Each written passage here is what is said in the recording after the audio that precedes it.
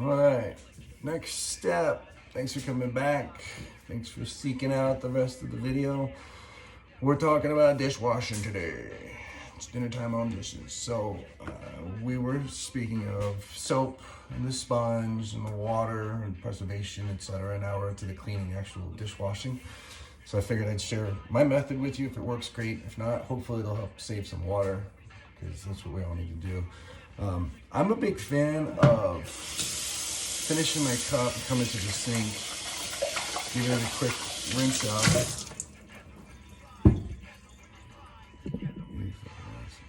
Giving it a quick rinse out and then leaving it as I go. However, often, if you're moving quickly and you got a lot to do to the house, you're working, this happens, it just becomes a little bit of a pain in the ass, and unfortunately, the bigger it gets, the longer you put it off.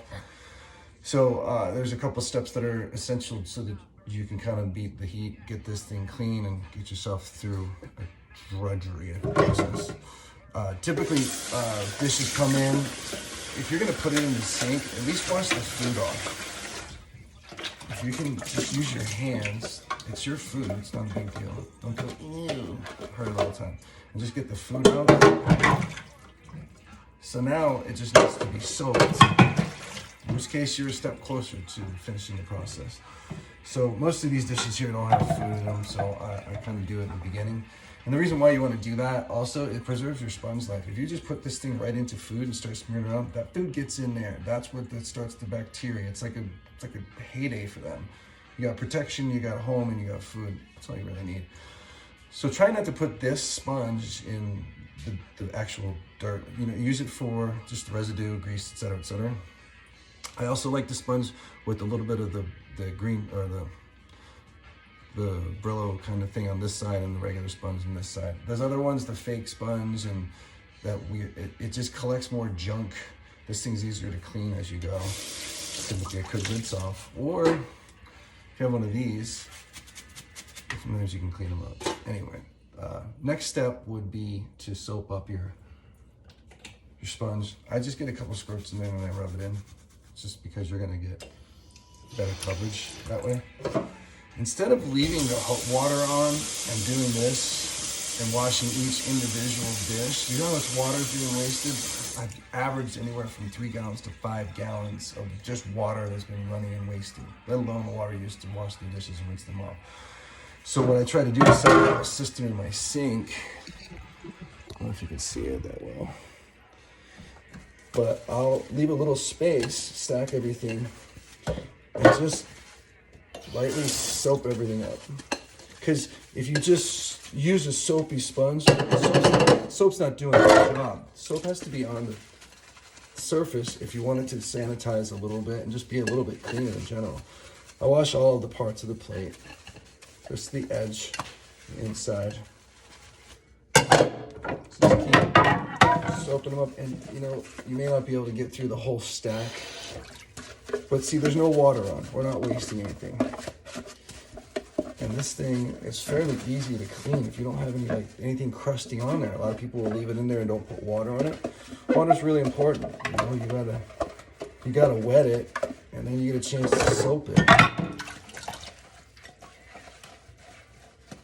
So I used the scrubber to kind of see if there's anything that was stuck on there. Then I used the sponge side. You'd be surprised. A lot of you out there right now are going, come on, that's like second nature. Some people just don't know, and that's why I'm here. I just want to help you out. So I like to get mine nice and clean, because I don't like to have fingerprints, grease spots, etc. on my dishes when they're supposed to be clean. Just get all the corners. See, notice how the soap hasn't gone? I don't have the water rinsing it out the whole time, okay? I've got a nice, good lather going, which is what you want. There's lather. It's helping clean the dish, both also sanitize it, which most people will do in a dishwasher. I don't agree too much with the dishwasher, because if you wash this style, you don't waste water like you would normally, which is why the dishwasher comes in handy. So then,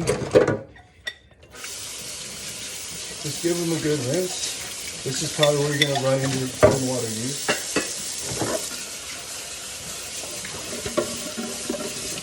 Just run your hand down there. You can turn it off between each and every one, but that's a little crazy. But at least it wasn't running the whole time I soaked these babies out. Tried to rinse them and complete them. There. Now I wasted a lot less water than I would have if I washed each individual one. If you see over here, I've got everything kind of on an angle.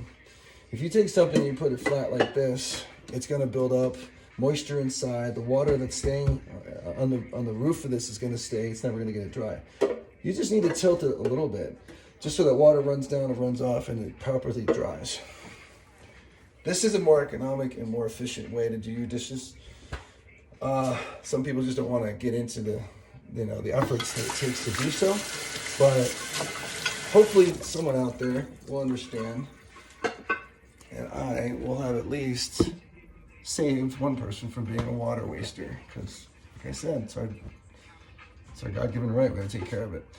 Also, in the end, what's really common, watching someone chase the stuff around the sink like this. Bad.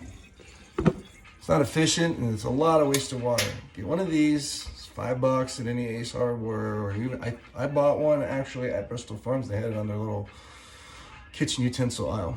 This, when it's empty, get all the food out of the way. No, not only didn't I not waste water, got my sink clean.